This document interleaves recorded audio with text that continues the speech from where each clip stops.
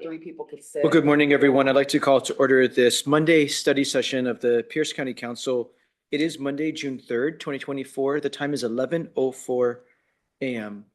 All members are present except for Councilmember Denson, who is excused. We're at item number 2, review of the June 4, 2024 council meeting agenda. Ms. Long, good morning. Good morning and thank you. This is tomorrow afternoon's regular council meeting agenda. It is amended. We'll start with your consent agenda. You do have items under introduction, scheduling, 2 ordinances. First is O 2024-526, and this is ratifying a collective bargaining agreement reached with the Pierce County Deputy Sheriff's Independent Guild, Local 1889 Community Service Officers. This is for referral to rules, and you'll be setting the final on this one for June 25th. The other is O 2024-527. This is authorizing the prosecuting attorney to commence condemnation proceedings on a number of listed parcels. And this is for referral to EIDC, and you'll be setting the final on this one for July 16th.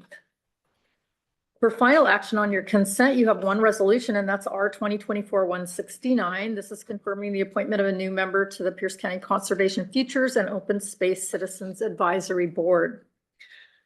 Moving down, you have no proclamations, you have no resolutions, and you have no ordinances. So that is your amended agenda for tomorrow afternoon. Thank you. Are there questions or comments about our regular meeting tomorrow, June 3? I don't see any. Thank you, Ms. Long. We have several grant authorization requests. Mr. Boki, good morning. Good morning. Thank you, Chair Mello, Paul Boki, council staff. We have 6 grant requests this morning. And the first 4 are safe routes to schools. And we do have Mr. Clint Ritter on the line from Planning and Public Works to discuss all of them. I believe the first one we have is safe routes to schools, 128th Street East. Yeah, there it is. And it is a grant amount request is $4,500,000. It's $427,000 match. This is on the South Hill near Zeiger Elementary, Rogers High School, and Heritage Recreation Center. Curb, gutter, and sidewalk on 128th Street East on the north side between 128th and between 94th Avenue and approximately 400 feet west of State Route 161, which is Meridian. And on the south side, 128th between 94th Avenue East and 95th Avenue Port East. And it's being, the grant is being prepared in coordination with the Puyallup School District, and you can see that on the map. So Mr. Ritter is on the line to answer any of your questions. Thank you, Mr. Ritter. Anything to add on behalf of the department? Nothing to add at this time, Chair Mello. Thank you for being with us. The match amount, the application authorization form identifies $427,000 of local match. And we're thinking real estate excise tax, Pierce County real estate excise tax, and Puyallup School District funds. Mr. Ritter, are you at a place where we have a sense of how much Puyallup School District, how much Pierce County real estate excise tax? Is it 50-50 or? Yeah, we have had initial discussions with the Puyallup School District. It sounded like their commitment was going to be far less than the 50-50, somewhere in the neighborhood of 10 to 20,000, but we're still finalizing that amount. Thank you for the early discussions and coordination with the Puyallup School District in trying to get a $4.5 million grant to facilitate safe passageways. Thank you. Any other questions about this Safe Routes to School project? Next one, Mr. Boki. Thank you, Chair Mello. The next one is on the Gig Harbor Peninsula. It is 40th Street Northwest. The adjacent school is Artendale Elementary. And really the map, it is a request for $5,717,000 with a match amount of $302,000 coming from the real estate excise tax. The map really doesn't do it justice. It is quite a distance between the two areas, which is just west of Willachet. There's some curb, gutter, and sidewalk that comes around the corner there at Willachet onto 40th Street, and it goes all the way to 70th Avenue. So the project will construct a shared use paved shoulders, curb, gutter, and sidewalk on the north side of 40th Street Northwest between 70th Avenue Northwest and Willachet Drive Northwest. It will also include a marked crosswalk with pedestrian activated flashing beacons in the vicinity of 62nd Avenue Court Northwest, and that is directly across from the elementary school. The grant application is being prepared in coordination with the Peninsula School District. Thank you. Mr. Ritter, unlike the previous one where Puyallup School District was at least in the early phase inclined to commit a modest amount of dollars, no such commitment from Peninsula School District here? That is correct. We did make that suggestion that anything we could contribute together as partners would make the application more beneficial. But unfortunately, it sounded like early indication from Peninsula that they did not have any match funding available to contribute. I know our school districts are stretched really thin. Thank you. And in all of these, it says the funding source is federal indirect. So federal indirect, but through the State Department of Transportation. Can you say a little bit more about the funding source so that we can track and?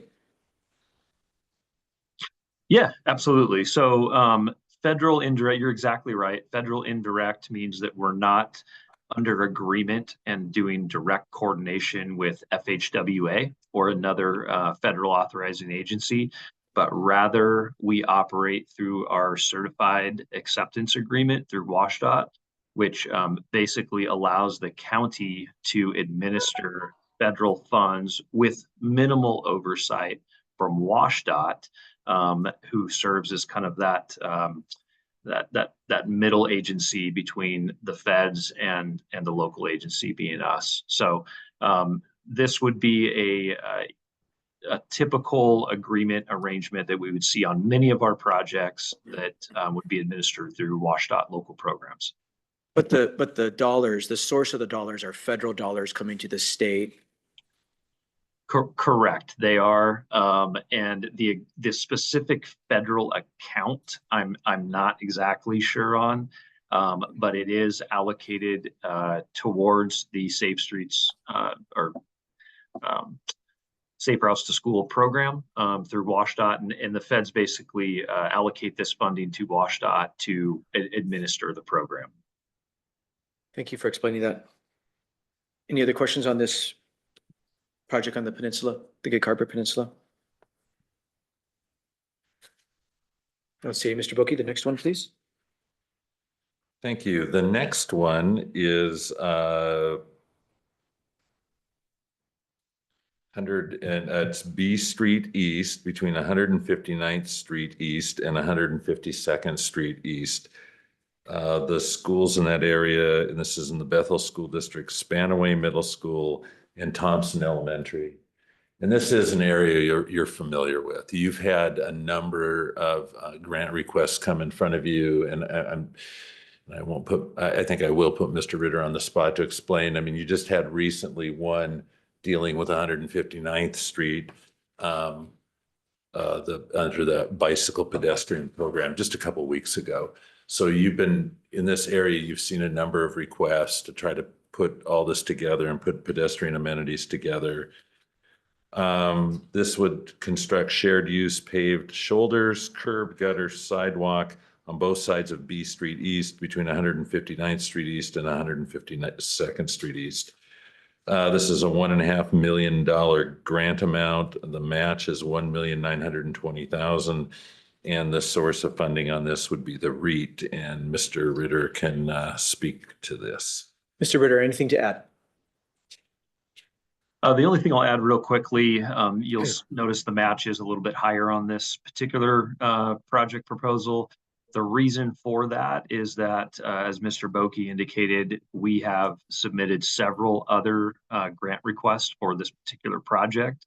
It was successfully funded for the preliminary engineering phase from a previous application, which we're currently in design, implementing that work right now. So we're fairly confident that the project could be competitive in a lot of these other competitions. And so we're trying to leverage those initial federal PE dollars to obtain that future needed construction money.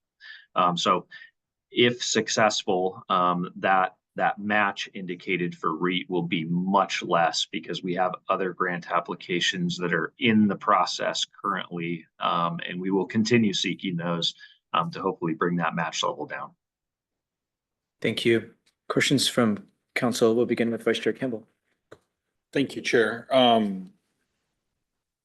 Seeing that the second two here are attached to county road projects, is this, how does this, or actually probably all four of these, interplay with our Vision Zero program that we have? Yeah, excellent question, Councilmember Campbell. So they interact very closely. The Safe Routes to School program, or our county plan, is incorporated into our Vision Zero efforts as one key prioritization focus area for that. And so, as mentioned, the plan will be incorporated into Vision Zero, and these particular projects that you see today are priorities not only within that plan, but also priorities due to recent coordination with the four school districts in what they see as the greatest need within their district. Okay. And again, thank you for all your work on this. I know that these are all grants, so none of this money's guaranteed. Having our Vision Zero program and overall pedestrian safety and particularly school safety programs, does that make us more competitive in these processes? I think eventually it will, and maybe not directly for this particular Safe Routes to School program, but the key thing about the Vision Zero effort and our other planning efforts is that is the initial kind of foundational requirement to then go forward and open the door to eligibility for a lot of the other federal programs. So Vision Zero, for example, once we have our plan in place, then we're eligible with that plan to go forward and apply for a lot of the implementation dollars, which currently, not having a plan, a local agency would not be eligible for. So these are the types of projects and many others that will be eligible in the future once we have our Vision Zero plan in place. Okay, thank you very much. That helps. We work on a lot of these projects and they kind of come along, or coordinations, and they come along in their own little silos. And so it's good to see when now here we are down the road, many months, maybe years from adopting Vision Zero, seeing where it's coming into play and how it's providing actual safety for pedestrians and children on our streets. Thank you very much. For the questions. Okay, our last one in this category, Mr. Boki.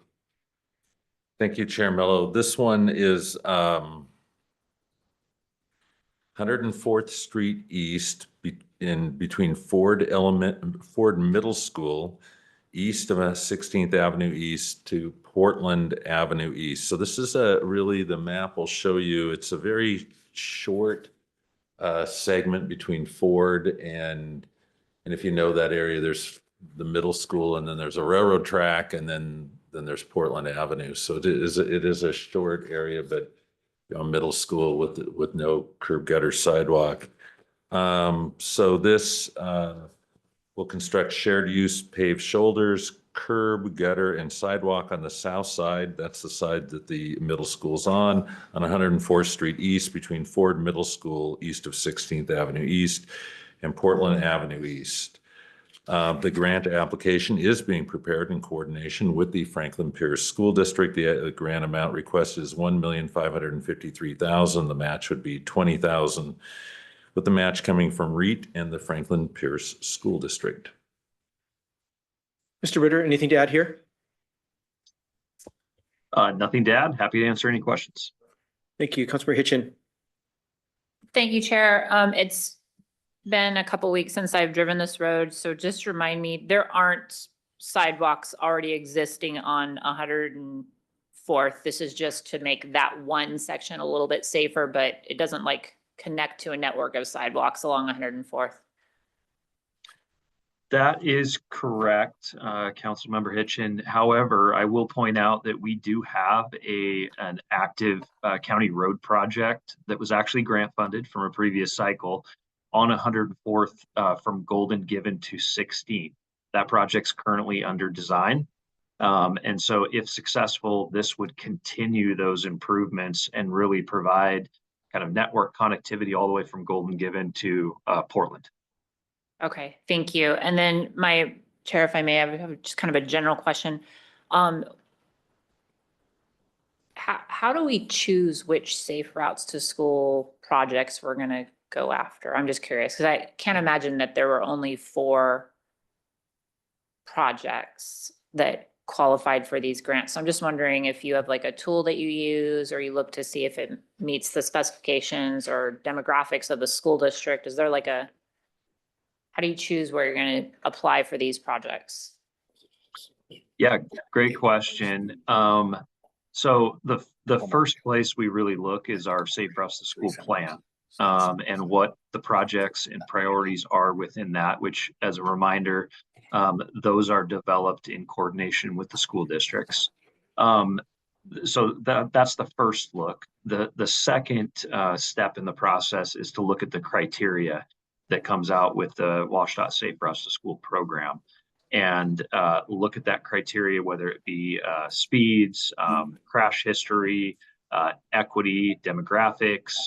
We look at all those factors and apply that to each one of the projects that are in consideration, and whichever one we feel would be most competitive and fits within the funding range and schedule and all of those things, then we would propose that back to the school district, say, based on these factors, this is our recommendation.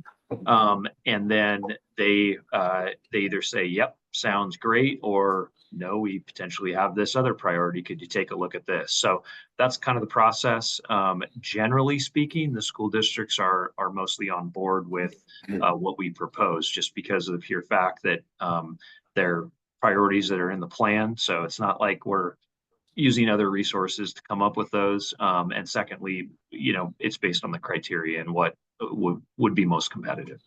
Okay, thank you. Thank you, Chair. Thank you, Vice Chair Campbell. In the paperwork we were provided here, I've got cover sheets for 3 and 4, but not 1 and 2. Could you just remind me for the plan 1 and 2, the first one Puyallup, second one Key Peninsula, what the grant amounts were and what the match amounts were again? I can do that. On the first one, the Safe Routes to School, the Puyallup one on the South Hill, the grant amount request is $4.5 million and the match amount is $427,000. On the second one, the Safe Routes to School, 40th Street Northwest, Artendale Elementary in the Peninsula School District, the grant amount request is $5,717,000 and the match amount is $302,000. And of that 427 and 302, how much of that is school district versus county? We don't know. It just not So calculating yet. the first one was the initial discussion with the Puyallup School District is $10,000 to $20,000. Okay. So that, but has not been determined. And there's currently no commitment from the Peninsula School District on the second one. Thank you. And I am happy to move forward on all these. I think Councilmember Hitchin asking about where we're choosing these, and I'm seeing Puyallup School District getting 4 or 5, Peninsula School District getting possibly 5.7, but then we come to our Spanaway and with no guarantee of commitments here. And you get Spanaway and Franklin Pierce, and they're looking at 1.5 million, 1.5 million with the school districts, you know, ones that we know are very financially strapped, coming up with the money to help out because it's so needed. And so I'm happy with moving forward, but hope that we can see some balance moving forward where some of the projects in these areas may not be as large. When we look at the dollar amount commitments, it'd be good to see Franklin Pierce and Spanaway, two of the highest need districts. Would like to see Clover Park in here if we have anything there, but make sure we're giving the equal support to them as we are to some of our larger, far more well-funded districts. Thank you. Thank you, Chair. Thank you. Mr. Ritter, not sure if you have this information before we get off the Safe Routes to School projects. Not sure if you have this, but before we get too excited, do you have how much is available in this funding stream that we and probably countless other municipalities and local governments are applying for? How much in the total competition? Yeah, so unfortunately, not as much as we would all hope, I'm sure. But right now, I believe it's about, don't quote me on this number exactly, but I believe it's about $30 million statewide. 30 million statewide, and I haven't done the math. Vice Chair Campbell probably did, but we probably have about $10 million of requests here, maybe a little more than 10 million. About 13. $13 million of requests. Thank you for being aggressive and trying to bring home some dollars to Pierce County and in what would likely be a very fiercely competitive statewide grant program. So good work, Mr. Ritter. Good work to you and your team. I don't see Thank any you very other much. hands on this. Good luck. And, you know, we've been, I know Mr. Boki is working on this on our behalf. We talked during the budget season feedback loop of knowing, you know, we have these briefings, we discuss whether whether we're going to put on our consent agenda to give authorization to the department to pursue, but then we don't follow back to know if we've been successful or not. And council really wants that feedback loop of all of our grant programs. I know you're working on that. I just wanted to, this is a very important priority of council to make our streets much safer for all users. So I want to remind you of that, Mr. Boki. I know you're working on that with the executive departments to figure out how we get a feedback loop going to see how these grant competitions go after we do our part on the front end. Okay, Mr. Boki, we have excuse me, before we move on, Vice Chair Campbell. And you got me thinking there. I mean, if we're putting in 13.2 in applications, you say there's 30 million available statewide. That means that there's going to be probably, you add up all the counties, I'd hate to venture to guess, but far more than what is allocated. Maybe make sure we bring that to AWC as something that they're communicating with the legislature, as every county wants this, every community wants this. We have a lot more needs than we're applying for. We should be putting more than $30 million into this fund to help kids get safely to school. It seems pretty base level, so.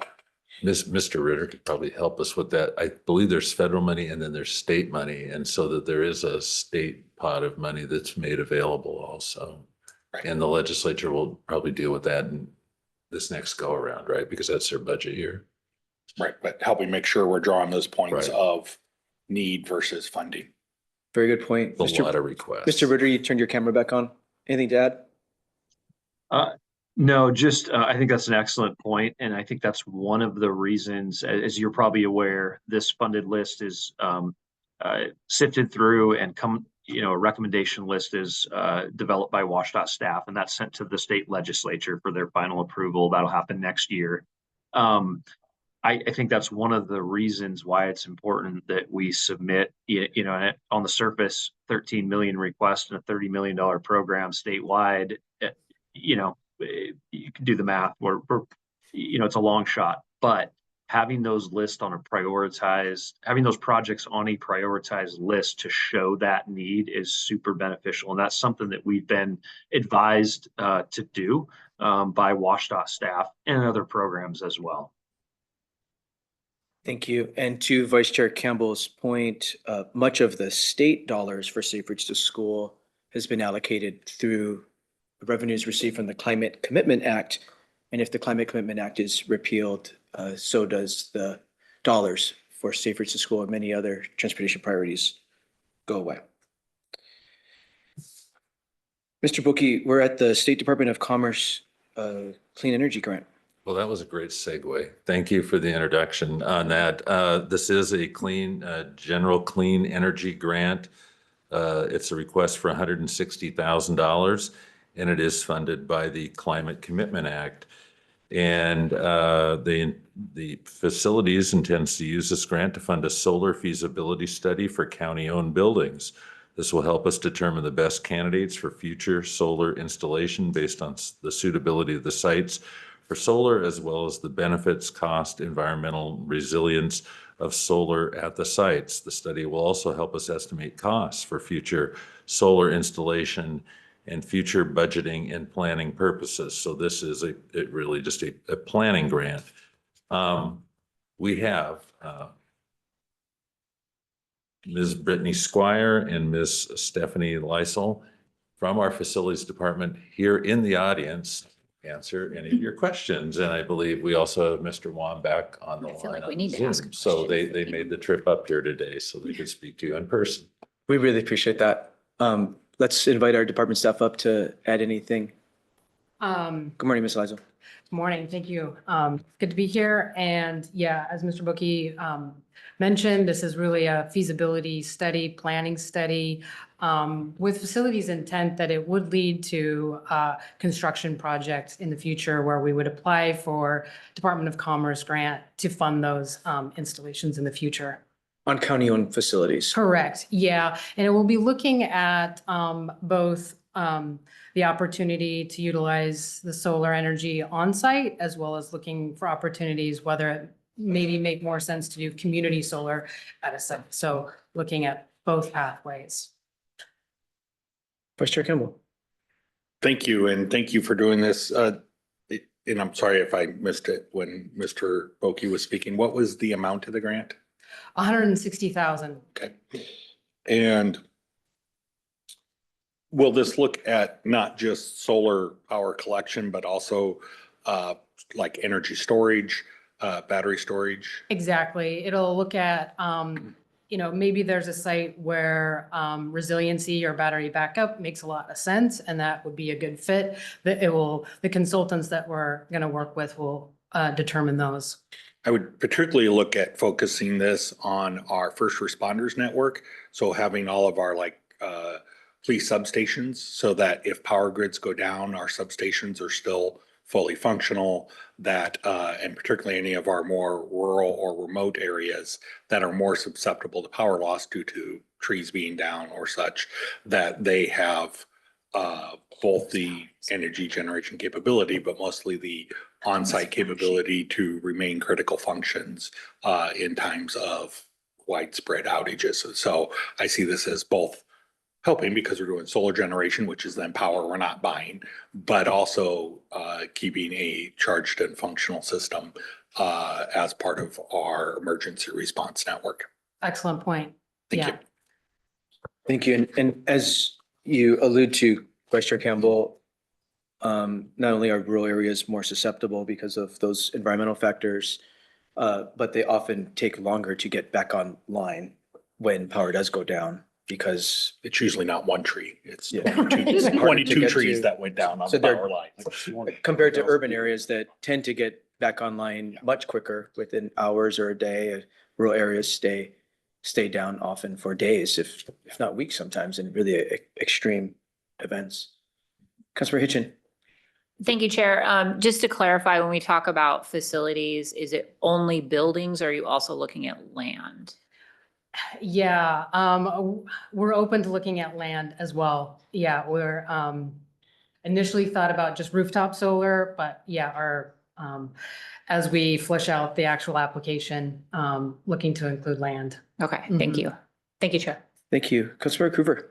Thank you, Chair. That's similar to what I was going to ask, because I'm thinking like the parks districts, when there are buildings there, that would be part of the facilities rather than just buildings like we're housed or Public Works is housed, things like that. So, okay.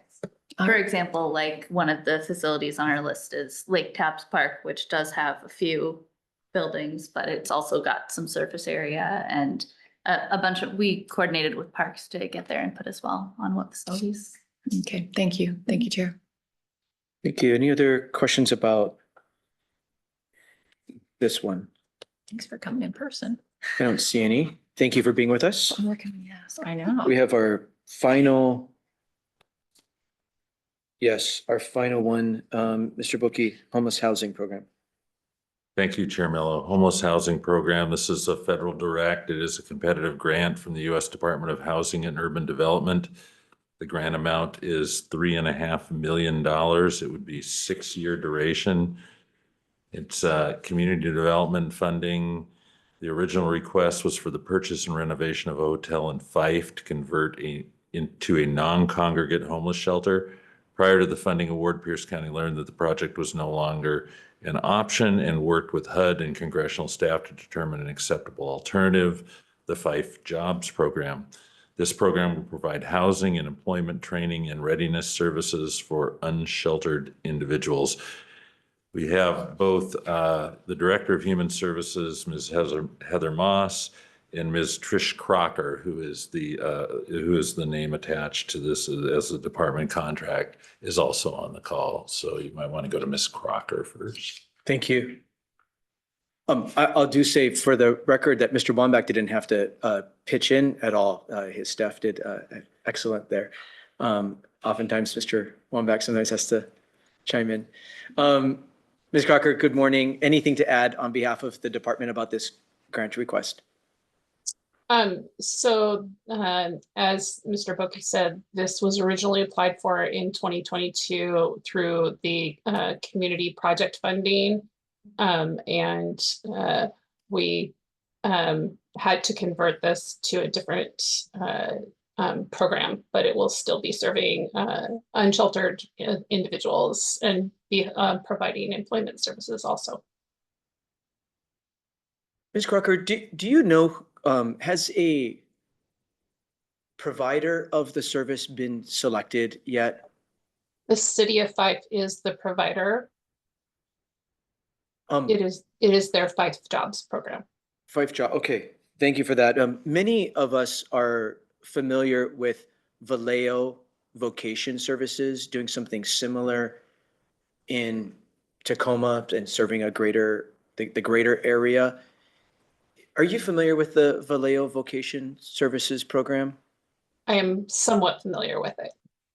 So again, that's just my reference point. I'm trying to understand if this program in Fife we're trying to support is similar to Vallejo Vocation or if it's a different kind of program. It is my understanding that the employment portion of this is based on Vallejo's model and was originally provided by Vallejo. And Fife has taken that over. However, I can get clarification from program staff. Thank you. I see Director Moss turned her camera on. Good morning, Director Moss. Anything to add? Morning, Chair Mello. Just thought I'd jump in here real quick. The Fife's Job Program actually started during the pandemic, and it was a result of the Parks Department in the city of Fife realizing that they had a lot of homeless individuals camping in their parks area. And so they created this program as a training ground really for individuals to be trained to work for the city, either in the Parks Department or some other maintenance type project. So it is something that was very much homegrown or is very much homegrown by the city of Fife. Trish might be right about Vallejo being a part of this initially at some level. I'm certain that they collaborate, but it's unique to the city of Fife. Thank you. Thanks for adding that. And Ms. Crocker, could you just help us understand all 4 partnerships and supporting our friends in the city of Fife to hopefully be successful with these resources, but how come we're applying and how come the city of Fife is not the applicant? We were the initial applicant for the federal community project funding and had this pushed forward by Senator Cantwell, and so we remained the applicant. Okay, sounds good. Any questions about this item? Well, thank you for pursuing that. And as I've heard the discussion from council this morning, all 6 of these grant authorization requests will appear on our consent agenda tomorrow. Thank you for the hard work on behalf of all the department staff and all the partnerships that these are trying to pursue. Mr. Boki, anything further?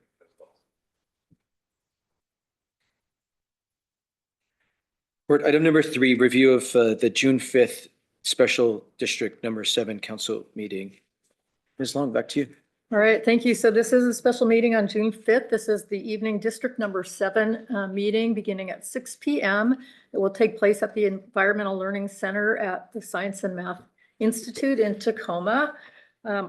So there are no items on your agenda up to section 10, other business and announcements, and there are quite a few here. These are organized by topic. So first topic is County Sustainability Plan Overview. That will be with Ryan Dix. Next is Timber and Forests. And there are 2 items below that, the Pierce County Conservation Futures. That would be with park staff, and then Climate Smart Wood, Sustainable Forestry and Future Firewise Program with Pierce Conservation District. The third category is rivers and streams, and we'll be talking about Pierce County Culvert Project update with surface water and planning public works staff. Next is the Puyallup Tribe Fishery Initiatives, and that will be with Puyallup Tribe member. Fourth category is near shore communities. We'll hear from Metro Parks on the climate resiliency and climate action. Also from Tacoma Sustainability Program, Tacoma City Council member. Fifth category is Tide Flats in Port of Tacoma. We'll be hearing about the green economic development from Port of Tacoma. Sixth category is tidelands, shoreline, and estuaries. And we'll be hearing about eelgrass restoration from DNR. And the 7th category is Puget Sound. Now we'll be hearing 3 presentations here. First is Pierce County Pump Out Boat. This will be with Planning and Public Works and also the Pump Out Boat operator. Next is the Tacoma Public Schools Science and Math Institute Salmon Program. That will be with the SAMI principal and student scientists. And then the 3rd is Stewarding Commencement Bay Electric Workboat Program. And that will be with Communities for Healthy Bay staff. And the last category is Climate Commitment Act presentation. And we'll be hearing from the Office of the Governor's staff. And those are the agenda items for the District 7 meeting. And I did skip over one item back up on section 7, the recognition of the District 7 in-district meeting word game winners, which probably will end up being the last item. Thank you, Ms. Long. And I'm going to challenge every one of my peers to come with 5 questions for each of these subsections. Come with your question. I can do that. Challenge Bring my accepted. calculator. Thank you, Ms. Long. We're at item number 4, review of committee agendas for the week. Back to you, Ms. Long. Thank you. So this afternoon at 1:30, you do have a Community Development and Environment Committee. There's one presentation on this agenda. It's Foothills Trail wayfinding signage recommendations. That will be with Parks and Recreation staff. Tomorrow morning, beginning at 9:30, I have a Health and Human Services Committee meeting. There are 2 proposals and 1 presentation. First up is O-2024-523. And this is amending section 448.020 of the code entitled Special Revenue Funds. This was continued from the May 21st committee hearing date. This has a June 11th final hearing date, and there is 1 technical amendment to that proposal.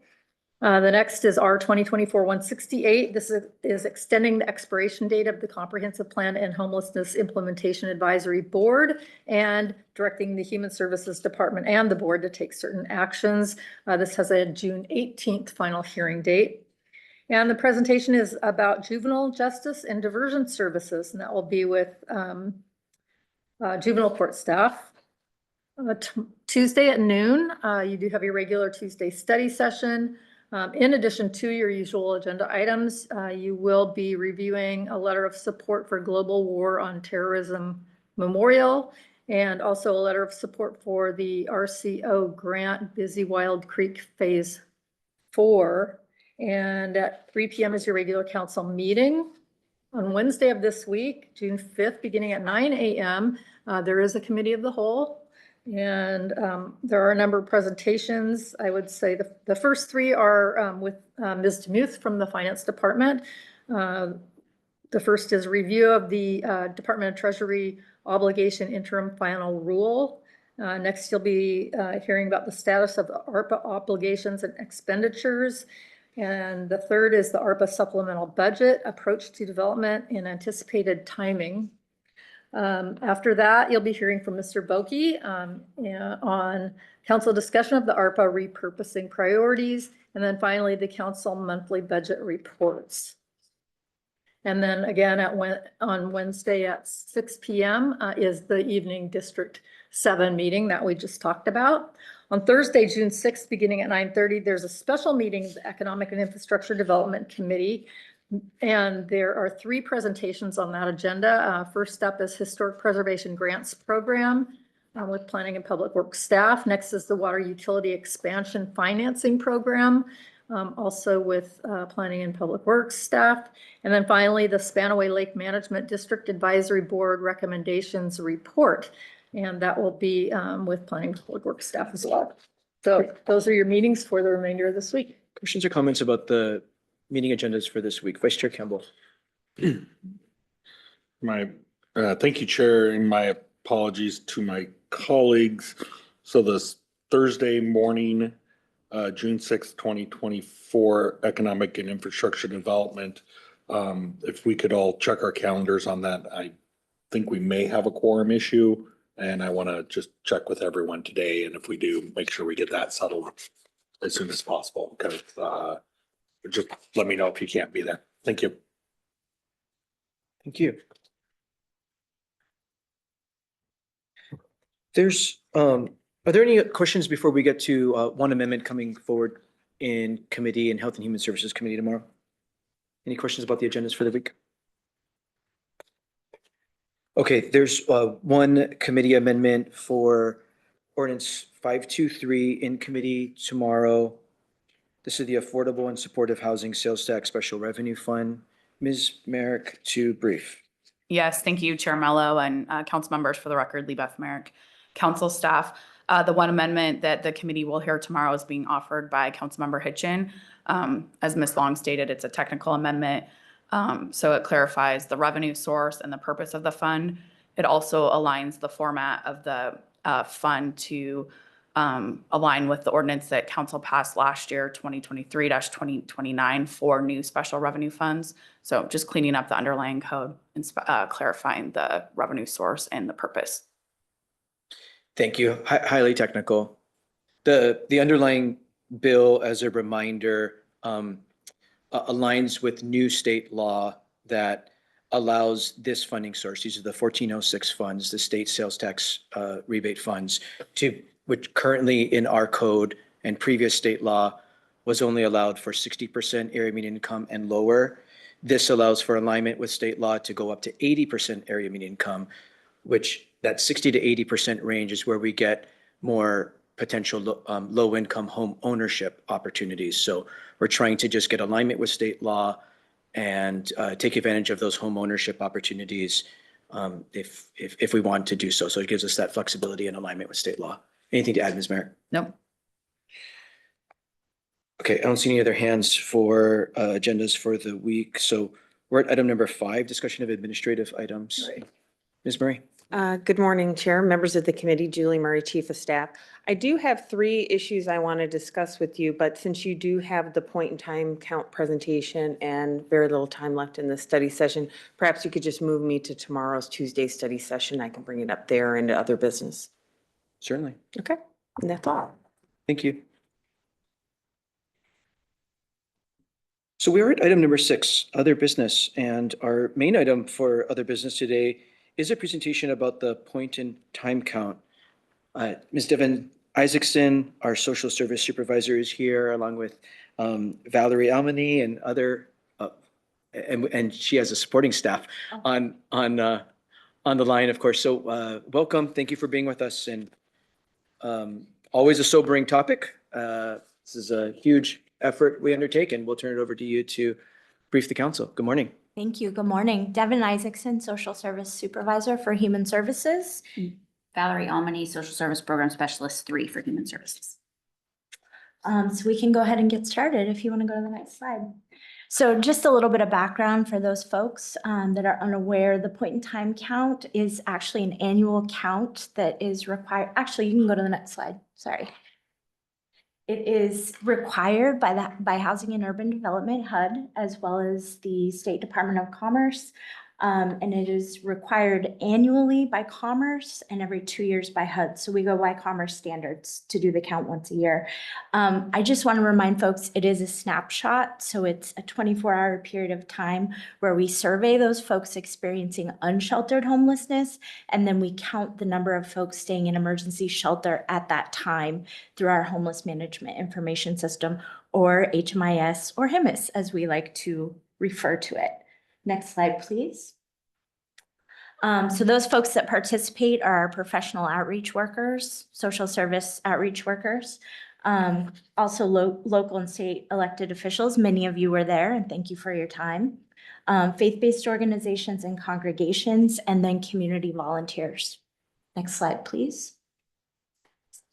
So I wanted to provide some context so that folks could see prior year counts compared to this year. So obviously you see a pretty significant increase, approximately 24% from the 2023 point in time count results. As you see there, you have the sheltered and unsheltered, and that goes back to my previous point of emergency shelter versus those folks in the community that we actually survey the night of the count. Next slide, please. Catch myself up here. So here you see the breakdown. I want to kind of briefly explain what observation count means. So observation are those folks that we encounter that are unwilling to complete the survey, or those areas that we encounter that we know someone is inhabiting, but we're not able to physically speak with them that night. What that could mean is a parked car where we see somebody inside the car, we don't want to bug them, they're sleeping, whatever reason may be, as well as tents that we may observe or encampments we may observe that we're not necessarily comfortable going into. So it could be a number of reasons, but that's what the unobserved or the observation count is. Next slide, please. So this is a breakdown of the 2024 point in time count results. They are extremely similar to last year's. As a matter of fact, some of the numbers are exact to last year's, with the exception of our percentage of Black, Indigenous, or people of color. So that actually decreased by quite a bit from last year, and we'll get to that slide next. But we do accredit that to the fact that we expanded our geographic work this year to have a more accurate count. We used GIS mapping, which Valerie will get into in more detail, but that enabled us to cover a larger range of location. Next slide, please. So these are our 2023 point in time count results, and you'll see the Black, Indigenous, folks of color at 41%. We did experience that decrease. You'll also notice down at the bottom that 59% was our emergency shelter percentage versus this year, which was 49%. There are a couple things that could be attributed to that change. It could be better weather, and it was nicer this year versus last year. More folks staying outside. It could be, us counting such an increase in unsheltered impacts the percentage of those folks in shelter. And actually, I have some numbers from 2023 I can share with you really quickly. I passed it. So we actually were just slightly over the emergency shelter number from last year's count. I want to say it was around 100 people. So just to kind of show you that that percentage really has to do with us increasing our unsheltered number. Next slide, please. Top 3 reasons for homelessness in 2024. So no affordable housing, family crisis, which could be domestic violence, asked to leave home at 18, you know, just general issues with family sharing residency, and then eviction. That is the 2024 results. If you go to the next slide, you'll see that 2023, the #1 reason was family crisis. So we did see a shift. I don't think that's a surprise, given the housing market that we're experiencing right now, that you would see that as the #1 reason for people experiencing homelessness. Before you go off that slide, can you go back to the 2024 results? I try not to interrupt you, but I think this is really, really important. Yeah. And we'll let you get through the rest of the deck and have a really good discussion, I hope.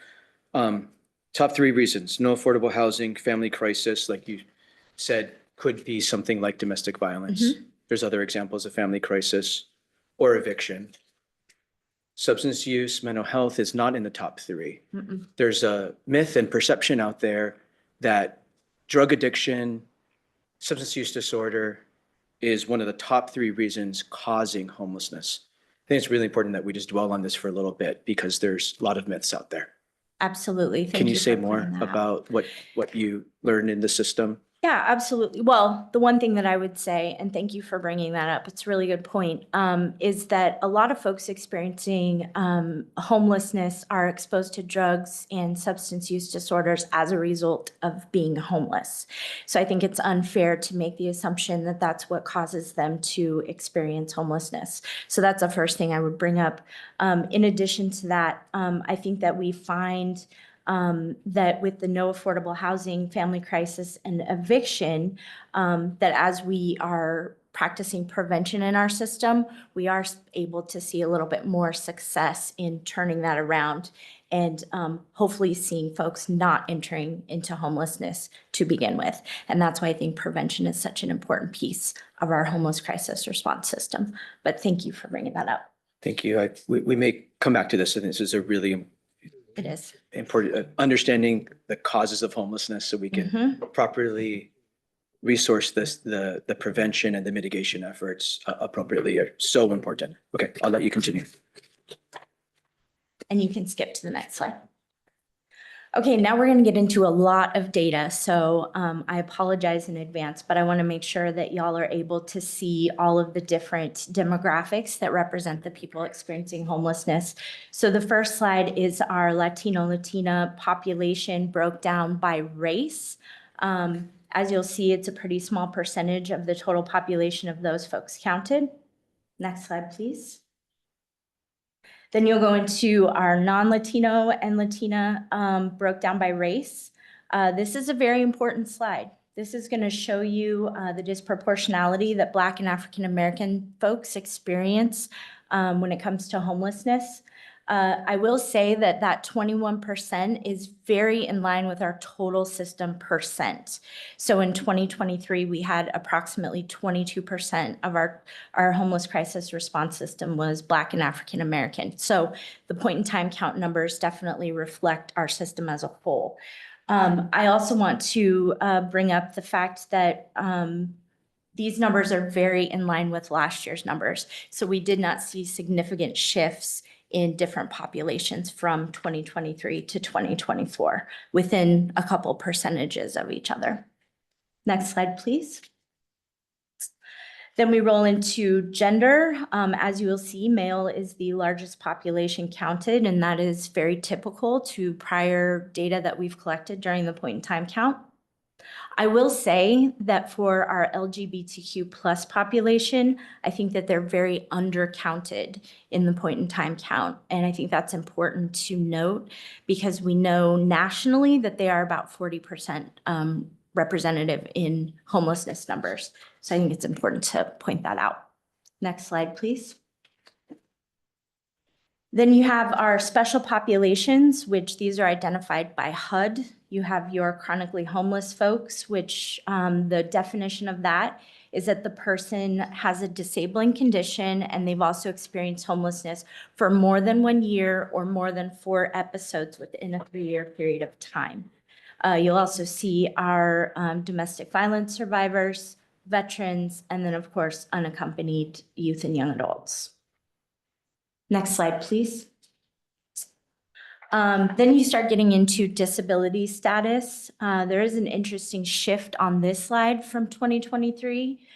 Substance abuse or use, which is the appropriate way to coin that, is the first #1 disability reported, whereas in prior years it has been mental health. Mental health last year was 37% and dropped down to 20%. We don't have answers for that significant shift yet. We think that it could be that we expanded our geographic area and some of the folks we were talking to did not feel comfortable disclosing that information to volunteers. It also could be, you know, fingers crossed that we actually improved our mental health system and people are getting the service that they need. Or it could be attributed to substance abuse being the #1 disability status to the opioid crisis. Next slide, please. Then you get into locations, and just to be clear, this is the last zip code to their prior permanent residence. So that's where we get into these percentages. It's not the actual location where they were counted. So you see King County has a pretty significant number. Next slide, please. Then you'll see Lakewood, outside of Washington, Tacoma as our sort of top 3 on that slide. Next slide, please.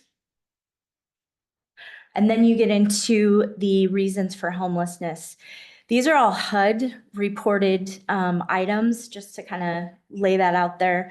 But you will see, again, your DV survivors, your eviction, family crisis breakup. Next slide, please. And then your loss of job as the 4th. Next slide, please. Then you go into mental health, no affordable housing, as we know that was the largest percentage at 318 people, and substance use. Next slide, please. And then the last one that has significant numbers is the underemployment and then unknown. So we don't actually know the reason for them experiencing homelessness. And Val, correct me if I'm wrong, but this is where we go lower on the survey. And as we get lower and lower on the survey, some of these questions aren't answered accurately. And for some of you going out to do the count, there is survey fatigue. So you're getting towards the end and folks aren't willing to answer questions anymore. It's a very realistic thing. Next slide, please. Then you get into sources of income. One alarming thing here is that there is no resource or unknown. So a lot of the folks living unsheltered or in emergency shelter have no source of income. And I would just point out that a lot of those folks may be eligible for SSI or SSDI, but because of the complexity of applying and being approved, not having a permanent residence, not having contact information, it's a very hard thing for folks to establish when they're experiencing homelessness. Next slide, please. And I did want to show some comparable communities. Spokane, at the time that we prepared this presentation, had not released their numbers yet. But King County did experience a 23% increase, and that is compared to 2022 versus 2023 because they did not do a count in 2023. It was required. And then Snohomish County actually experienced a 9.6% decrease. We are in communication with them, and we have asked that they spend some time with us to walk through the fidelity of the count, whether they think that it's accurate, that they saw a 9% decrease in their total homeless number, or if it might have been some of the mechanisms of the count that were inaccurate. So we are in the process of scheduling time with them. And I'm now gonna, actually, let me pause for questions and then I'll switch it over to Val. We just learned a lot of. Yes, the it's a lot of High information. level summary. These are real human beings that folks have observed out in the field on 24-hour period of time. Mhm. Questions or comments about the population, the demographics of the people that we just learned about for the 2024 point in time count? Councilmember Hitchin. Thank you, Chair. To your point about our LGBTQIA population being an undercount, is there anything out there that kind of helps you establish a baseline, or have we worked with any of our organizations to see if there's a way that we could do better by that population as far as getting to the crux of how many are experiencing homelessness?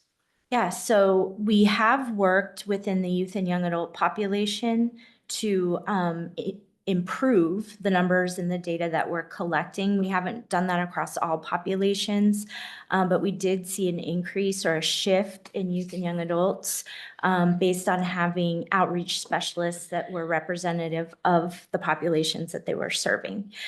So we have made some improvements in that area, but I do think that that is an important part of doing the work is their representation in the service providers that are providing resources for you. That's something that folks are only going to disclose if they're comfortable, right? So there has to be a relationship or a partnership established there in order to give that information. Okay, and then my second question, and I'm just trying to remember from the survey, if they told us a zip code that they came from, or they told us a city or town as far as their last known location. It actually does address, zip code, or so you have options. So if they don't know their last address, that's okay. They can give a zip code or a city. Correct. Okay. And just to backtrack, we are actually, Val reminded me of this, we're the only community that collects sexual orientation data. And so that sets us apart in a good way, as long as we can get the accurate data to reflect what we're trying to find out, which is that we know there's a disproportionality there. Okay. My point in time location question came about because I've run into this issue where people report out information incorrectly because, for instance, in Parkland and in other communities like Arrowhead and Partridge Glen, they're unincorporated Pierce County. They say Lakewood or they say Tacoma because that's what's on their zip code, but they really are in unincorporated Pierce County. And I'm just wondering if the zip code would tease that out. But if they say I live in Lakewood or I live in Tacoma, but they really actually are Parkland residents, or even Spanaway, they seem to be pretty good. They pretty much write Spanaway, but Yeah, so we're actually working on a map currently, and I'll make sure it's shared out to everyone. It will be shared publicly as well, but it tells us where the survey was taken. okay. We're just not quite there yet. We did the GIS mapping this year, which gives us that opportunity to have that data, but it hasn't been completed yet. And it will tease out some of those details. Okay. If 25 people were counted in a small city or town in Pierce County, we will be able to know that information. Okay. Thank you. Mhm. Thank you, Chair. Thank you, Vice Chair Campbell. Thank you, Chair. Thank you very much for all your hard work on this and coordinating the event, making sure all of us were invited out there. I think it was good for many of us, once again, to get out there and see it, something that as council members, we should probably do more often. Peeked at these numbers over the weekend and have just been trying to sit with it at how difficult these numbers are for us to process. And how much worse these numbers would actually be if they were more fully represented. And I am reminded that in 2023, I've just done a little bit of math here. First, I'll back up. You said King County went from 2022 to 2024, saw a 23% increase. We saw a 44% increase in homelessness in that same time period. So if we're comparing apples to apples there, 23% up over last year. Always going to be variations in county process, but what we consistently have seen over the last 7 years, which is what you provide here, I think it's slide 5, historical data is the one that I'm looking at here. I mean, we've seen, if anything, while a little up and down, consistent growth in the numbers. And it's been getting steadily worse. And I'm curious where we go from here. I also did a little bit more math here when we look at 2023, and while it shows 2148, let us remember over 300 homeless people died on our streets that year. That number should actually be about 15%. About 15% of the people that we track living on the street died because in large part because they didn't get into housing. Variety of reasons, but being unhoused, as we can see, is extremely dead, a 15% mortality rate. Can't think of any system that we have in government where a 15% mortality rate is at all acceptable. Where we see 44% increases in homelessness. And then many times go out there and say, oh, we're doing a lot. Well, clearly we're not doing enough. Part of the reasons why I want to make sure we brought forward a select committee on homelessness so that we'd have more time as a council to deep dive. I'm glad we brought this to the full council because the full council needs to be aware of this. The full council needs to look at this, and the full council, I think we need to be having the executive's office in here more in dialogue with us, because we're the ones that people are talking to out on the street looking at the council. Why are you up 44%? We need to make sure that we're working more closely and make sure that it is understood what our priorities as a council are. I think one thing that we had discussed in the past with addressing such a rapid increase in numbers and our inability to keep up with it has been what many communities have done, is declare an emergency on homelessness. And when you have 15% of a population dying, over 300 people, we have an emergency. If this was happening on our roads, we'd be declaring an emergency. If this was happening in any numbers, if it was a natural disaster that killed 300 people, we would be declaring an emergency and bringing every item we have to bear to solve that. And I think its time has come that we need to declare an emergency on homelessness here in Pierce County.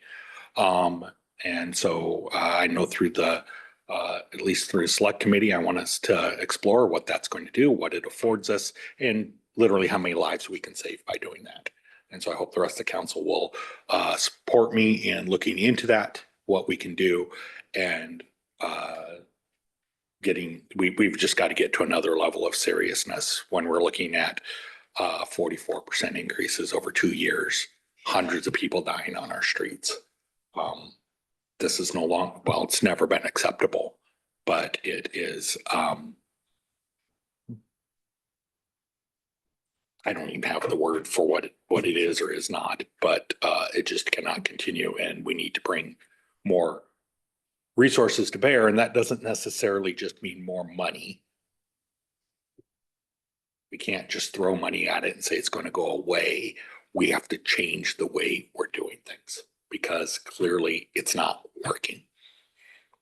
Some of that is money. It's where we're choosing to invest money. It's where we're choosing not to invest money. It's programs we are choosing to fund, programs we're choosing not to fund. We've done a lot. I don't want to discredit any of the work around safe parking. Fabulous volunteers out there. They're working around the clock. They're experiencing burnout because they're working so hard at this. This is not to discredit anyone who's doing it, but clearly, as us up here where the buck should be stopping here at this dais, the numbers coming back are not what we want. And we need to make sure that we're part of the systemic change to bend this trend in the direction that we need. Thank you, Chair. Thank you. Councilor Herrera. Thank you, Chair, and I concur with Councilmember Campbell. He hit it on the head with a lot of those things there. You know, declaring an emergency on homelessness could be correlated with the declaring an emergency with drugs also. I mean, we just got a report from the ME of the first quarter of 2024 with over 75 deaths from overdoses. Don't know if they were in a car or if they were on the street or in their own home, but that's still, there's a correlation to that elephant in the room, along with the top three, one of family crisis, evictions, and no affordable housing. We can probably finish those sentences and it might have substance abuse with that also. That elephant is in the room for everybody. But just like over this weekend, we had several DUI deaths here in Pierce County, and those were all in the news. But there's absolutely no news really on the 75 people in Pierce County who died between January and April. And that is a crisis, you know, so I concur with a lot of the things you said there. And this is really important work that we're doing. And thank you, Chair. Thank you. Can we go to slide 6? I want to make sure we really understand the really high level number as well. So we break out sheltered, unsheltered, and you explained what observation means. You explained to us that observation is maybe it's not safe to have the conversation, the survey with the individual, or you can see them from afar. For some reason, you don't have a conversation in a survey with the count. And sheltered, of course, means they're staying in some sort of emergency shelter, and unsheltered means they're living in a tent or a car or on the street. So, but that very bottom number, during the same time, 6,335 people were connected to our homeless crisis response system. Okay, I know you said this, but you're throwing a lot of numbers at us, and I just want to make sure we understand. Well, aren't the folks in the sheltered system in the homeless crisis response system? Can you maybe repeat what you were saying about this, the 6,335 people and how it compares to the 2,661 individuals in the table? Yeah, so the 2,661 is for that 24-hour period of time only. The 6,335 is folks inside our HMIS system. So it's an actual number versus a counted or surveyed number. So all of those surveys that we did are people that are potentially not even in the HMIS system. Are the folks sheltered, are the 1,445 people that are sheltered, are they likely part of the 6,335?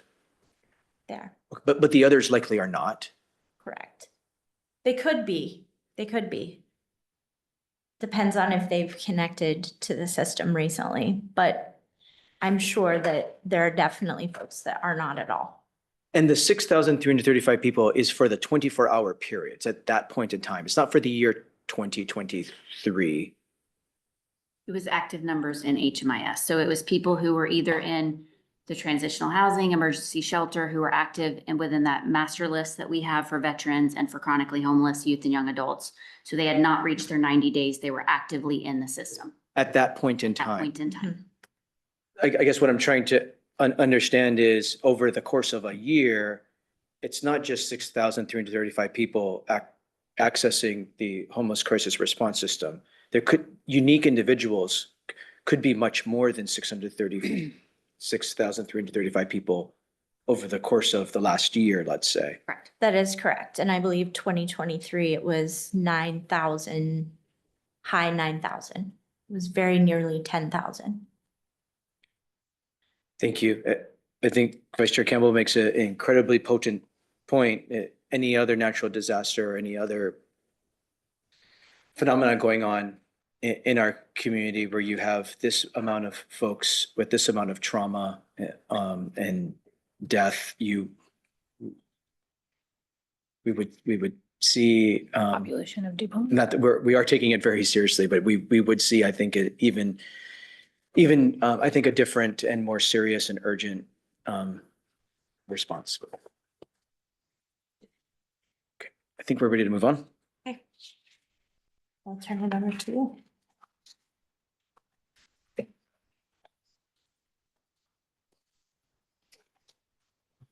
Yes, that one. Good job, well done. So changes to the 2024 point in time count. We came previously to the count. We notified you of recommendations that we had received from 2023, what worked, what didn't. And we really took a deep dive into how we can make this a more successful count because we know it is undercounted each and every year. So what we did first was we invested in supplies. So we went out and purchased supplies because all of our families are struggling, right? Everybody is spending way more in groceries than they have before. So asking people to donate things like jackets and hats and gloves and food are very, very limited. We also received much less food from the Food Network because of those restrictions that other households are having. So the Pierce County Human Services was able to go purchase supplies and be able to utilize those because one way to get people to do a very long, intrusive survey is to give them supplies on the moment. Another change that we made was we increased communication. If any of you registered, you received probably 100 emails from me. I apologize. I'm an over communicator. But that was to raise expectations and also allow people to know what they were getting into. We received over 200 volunteers and we received over 200 people actually showed up. And usually we have a 50% drop rate. So we think that is due to that over communication, reminding people where to go, answering questions consistently. And another change that we made was we had a lot of trainings. So we had 12 trainings. 3 in the morning, 3 in the afternoon, 3 in the evening, 6 were in person, 6 were virtual. So everyone had access to receive a training so that way they could participate when they were comfortable and what level they were available. And then we had greater volunteers. So part of our outreach strategy was really making sure Eastern Pierce County was touched and the Key Peninsula, which is where I live, was touched as well. And those are harder areas to get folks out to. You need to coordinate, you need to get supplies, and you need to drive for a very long time. So getting folks out there with all of their supplies, making sure that they were trained on how to contact cars and RVs, which have a bit of a safety issue with them, how to go into encampments, and really work into how that process goes to make sure that this count was more successful. Next slide, please. So the sheltered, unsheltered homeless response, some of the things, because we knew what you were going to ask is, what are you doing now? So the answer is a lot. So we know that in HMIS, 73% utilization rate for emergency shelter in 2023. So we are actively tracking that number, encouraging folks to get into the shelter, go off the street, encouraging the outreach teams to connect. We did the funding for the Shelter Access Hub, which is going to be amazing, connecting people to those shelter resources, because it's easier to get into housing if you come from a shelter, because you have all of your supplies, all of your documentation. If anybody's had to go get a driver's license, there is a lot that has to go into it. It's going to be even worse next year with your enhanced ID requirements. So all of those are things that have to be taken into account. We have opened 4 emergency shelters for approximately 158 additional beds between 24 and 25, which is going to be great. And then we are contracts with 5 agencies to provide outreach, because the point in time count is great, but it's the day-to-day information that you need, because the point in time count is that snapshot. So the outreach teams are going out throughout the entire county every single day. Some go overnight, bringing those supplies, getting people to shelter, and handling emergencies as they arise.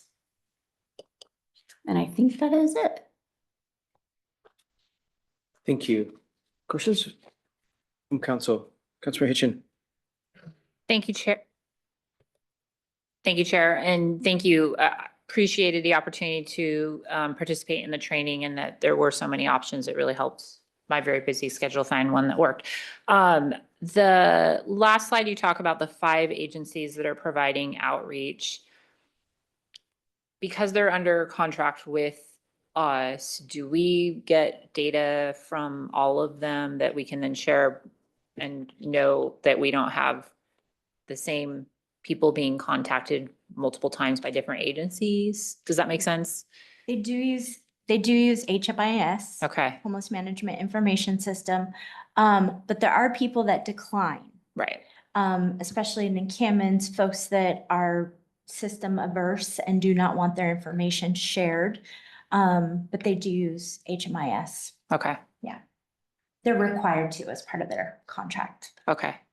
And then, but I guess for me, more from our end, are we looking for breadth of coverage with our outreach workers? So like if I have team A from this agency going to this location, I don't have another team going to the same location and then another team from another agent. And maybe that's actually what we need, but I know we need them kind of more spread out. So I'm just wondering, do we do anything like that to track that we're not sending all the teams to just one location? Yeah, so we have an outreach collaborative, a call where we bring all the outreach teams together. We talk through issues that they're having. We discuss geographic locations where they're going. We also do that especially for like inclement weather, when outreach workers play such a key role in keeping people safe. And we coordinate, where are you going? Okay, great, I'm gonna go here, making sure that we don't double down on the services.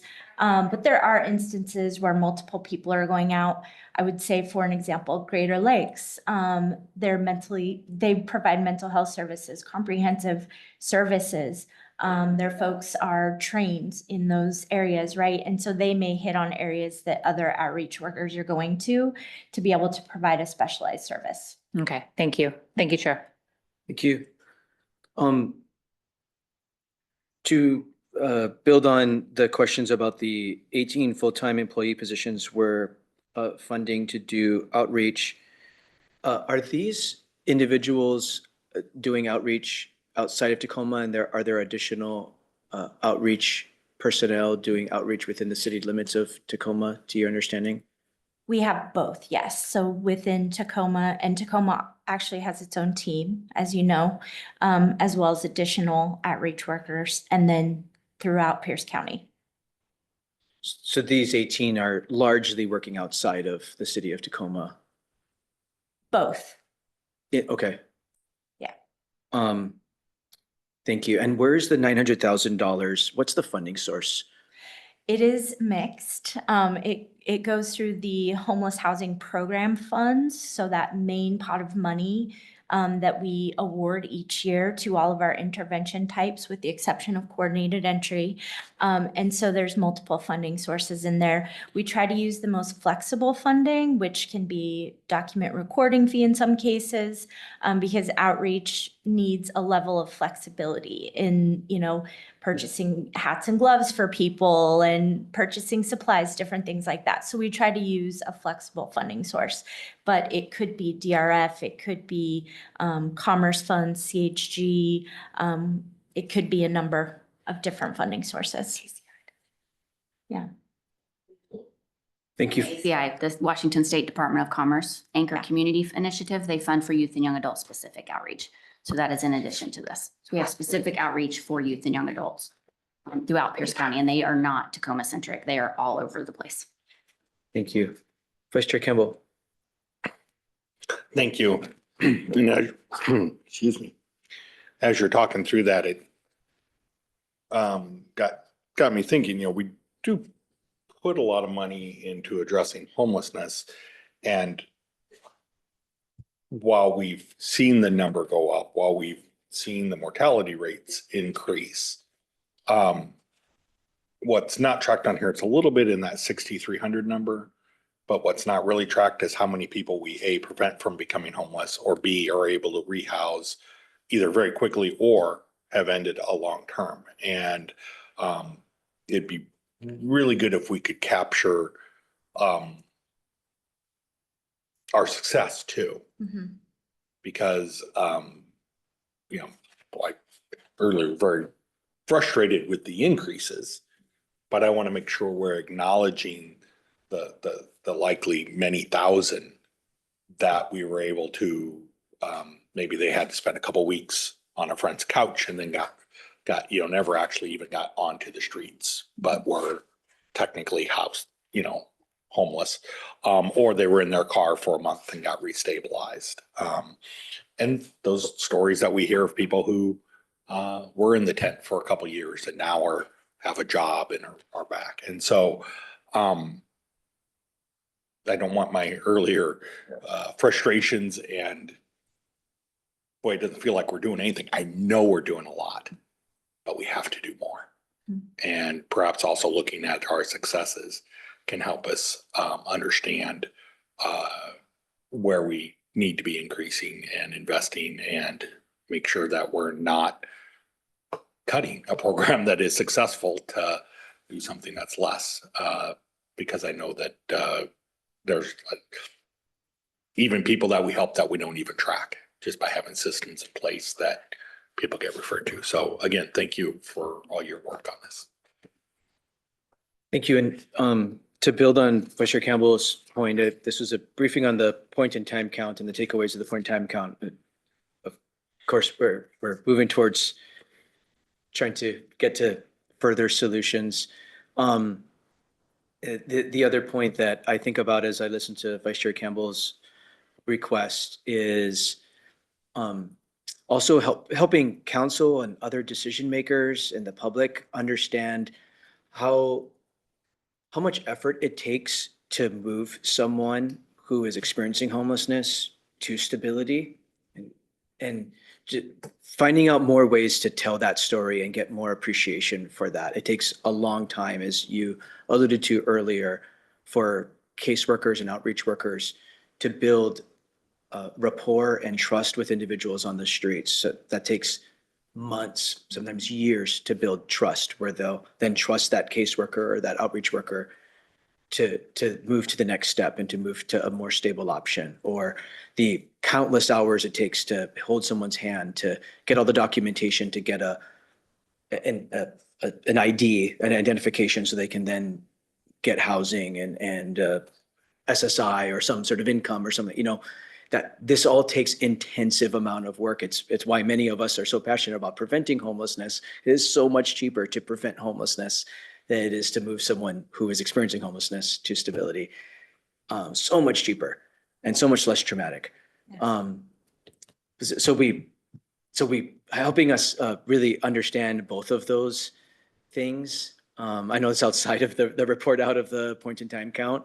But I really think that's, as is suggested, that's a lot of some of the next steps that we have in our communities for folks to understand what we're trying to resource. And a lot more decision makers than us, right? We're working on the unified regional approach to homelessness, and we're trying to bring along other localities to invest in this system and co-govern this system.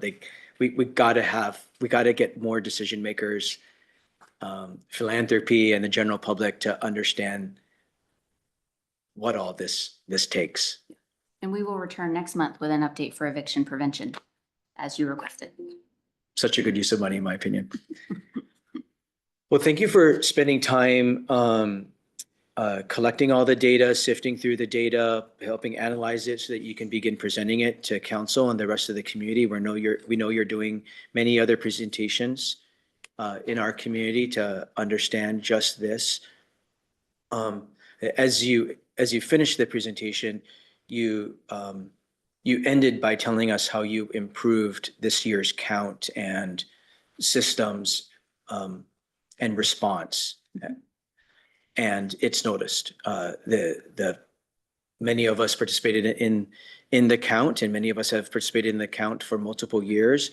There was a noticeable increase in the organization, which I'm certain made us all more efficient and ability to do our job in the field as volunteers that day and night, and just all of the work it takes to organize all of this. So thank you for your tremendous leadership in your work. I would like to also thank Val as our point in time count lead. She did a lot of that work. Congratulations.